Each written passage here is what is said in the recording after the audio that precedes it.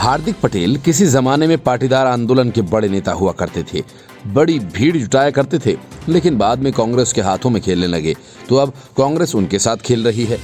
ये बात खुद हार्दिक पटेल बताते हैं कि पार्टी के नेता मुझे नीचा दिखाना चाहते हैं। और दिलचस्प बात यह है कि हार्दिक पटेल गुजरात कांग्रेस के कार्यकारी अध्यक्ष हैं। बावजूद इसके वे आरोप लगा रहे हैं कि नगर निकाय चुनावों में कांग्रेस ने उनका ठीक से इस्तेमाल नहीं किया। असल में नगर निकाय चुनावों में हार्दिक पटेल के इलाके में कांग्रेस का खाता तक नहीं खुल पाया। पूरे राज्य में पार्टी की ऐतिहासिक फजीहत हुई है, सो अलग। लेकिन हकीकत यह है कि गुजरात प्रदेश कांग्रेस कमेटी के कार्यकारी अध्यक्ष हार्दिक पटेल अपनी पहली ही परीक्षा में फेल हो गए। पिछले 2 वर्षों से हार्दिक कांग्रेस में हैं और तब से अब तक 8 सीटों पर उपचुनाव के बाद अब निकाय चुनाव भी हो चुके हैं। 2015 के पाटीदार आंदोलन से बीजेपी के खिलाफ बिगुल फूंकने वाले हार्दिक पटेल ने अब अपनी ही पार्टी पर निशाना साधा। हार्दिक पटेल ने कहा कि निकाय चुनावों में कांग्रेस ने उनका ठीक से इस्तेमाल नहीं किया।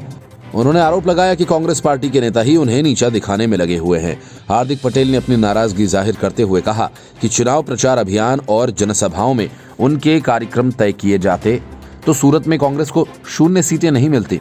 हार्दिक पटेल बताते हैं कि 10 दिनों में उन्होंने 27 रैलियां की और सभी खुद से की। पार्टी ने इनमें कोई मदद नहीं की। हार्दिक पटेल बार बार आंदोलन शब्द का इस्तेमाल करते हैं और प्रधानमंत्री नरेंद्र मोदी द्वारा आंदोलन से कमाई करने वालों को आंदोलनजीवी कहे जाने को अपनी जनसभाओं में मुद्दा बनाते रहे।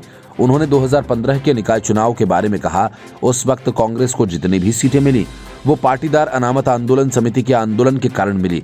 वो अभी भी इस संगठन के सदस्य बने हुए हैं। हार्दिक पटेल ने कहा कि कांग्रेस को 2015 में आरक्षण आंदोलन का फायदा मिला, ये उसे भी स्वीकार करना पड़ेगा। मैं कांग्रेस को बार बार कहता आ रहा हूँ, वे पाटीदार आंदोलन से निकले नेताओं को तरजीह दें, क्योंकि हमने पूरे राज्य का भ्रमण किया है।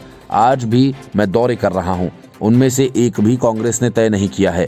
फिर भी मैं अपने पांवों पर खड़ा हूँ, क्योंकि मैं पार्टी को मजबूत करना चाहता हूँ, भले ही कोई और ये करे या ना करे। हार्दिक पटेल ने कहा कि कांग्रेस नेता उन्हें नीचा दिखाना चाहते हैं और नीचे गिराना चाहते हैं। उन्होंने कहा कि उन्हें ऐसा करने दीजिए, मैं बार बार उठकर खड़ा हो जाऊंगा। उन्होंने दावा किया कि 2015 में बीजेपी उन्हें नीचा गिराना चाहती थी, लेकिन वो फिर खड़े हुए। उन्होंने बताया कि निकाय चुनाव प्रचार के अंतिम दिन पार्टी ने उन्हें सूरत जाने को कहा, लेकिन उन्हें इनकार करना पड़ा, क्योंकि उनके दौरे 7 दिन पूर्व से योजनाबद्ध होते हैं। हार्दिक पटेल ने कहा कि अगर कांग्रेस ने चुनाव से 25 दिन पहले बताया होता कि उन्हें सूरत में 25 रैलियां करनी है, तो फिर वहां पार्टी के लिए ऐसे परिणाम नहीं आते। उन्होंने कहा कि कांग्रेस को खुले मन से आत्मनिरीक्षण करके पता करना होगा कि कहां वो कमजोर पड़ रहे हैं और कहां वो विफल हुए हैं। उन्होंने कहा कि कांग्रेस का घोषणा पत्र और चुनावी गाना लोगों तक पहुंचाने में सफल नहीं रहा। उन्होंने कहा कि अगर अहमद पटेल होते तो बेहतर प्रबंधन करते। गुजरात में हुए म्युनिसिपल कॉर्पोरेशन चुनाव में बीजेपी की बम्पर जीत को देखते हुए पीएम मोदी, गृह मंत्री अमित शाह और राष्ट्रीय अध्यक्ष जेपी नड्डा ने ट्वीट कर जनता का आभार जताया था। The report, news of India.